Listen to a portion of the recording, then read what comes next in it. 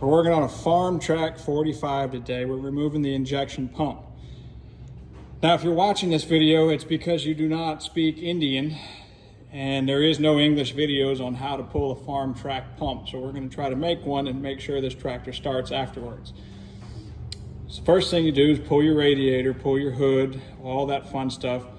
Pull the timing cover plate. And then you're going to turn your crank and keep turning your crank until those two lines match up. Now, you're gonna look a few times where it'll be off by a tooth. You want it to be in a line, perfect, like that. If it's a tooth off, it's not timed. Make sure it's right in a straight line like that. I know it's not the best video, it's a hard area to see. When you're like that, I do believe you are timed. Now, FarmTrac uses a hub. The hub is back here.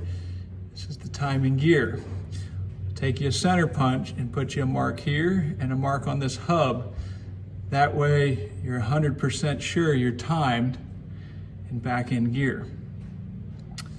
As far as I know, there's not a whole lot of information out there on how to time these things. There is a few videos on YouTube, but you got to speak good Indian to understand it. These things are made over in India, and yeah, if you don't speak Indian, you are not having a good day. And of course, that hub is broke. Look at that.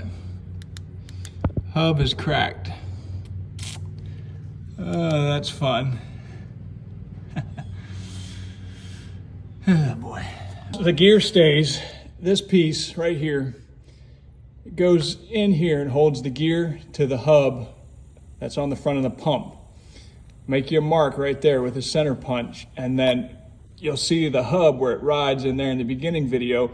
Make you a mark from there back to the hub. That way you get the hub timed back to the timing gear, because you can be off as the pump. When you undo these bolts, the pump's going to try to spin backwards on you. So it's very important to mark where the pump and this goes back together. And mark, here's this at 12, and then mark, get a mark over here. That way you get it timed 100% back when it comes back. Now, you got to take a lot more stuff off. You got to pull your starter motor as the pump stops right about here, as you can see. The starter motor sits here.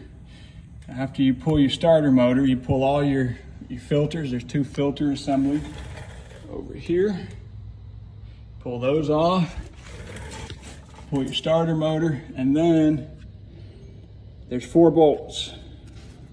One here, one here, one here, and one here. These two are the hardest ones to get at, especially this one down here. Take these out first, leave this one out last, and then pull the pump out like that. And we'll do a part 2 of see if we can get it timed back, bled, and started up.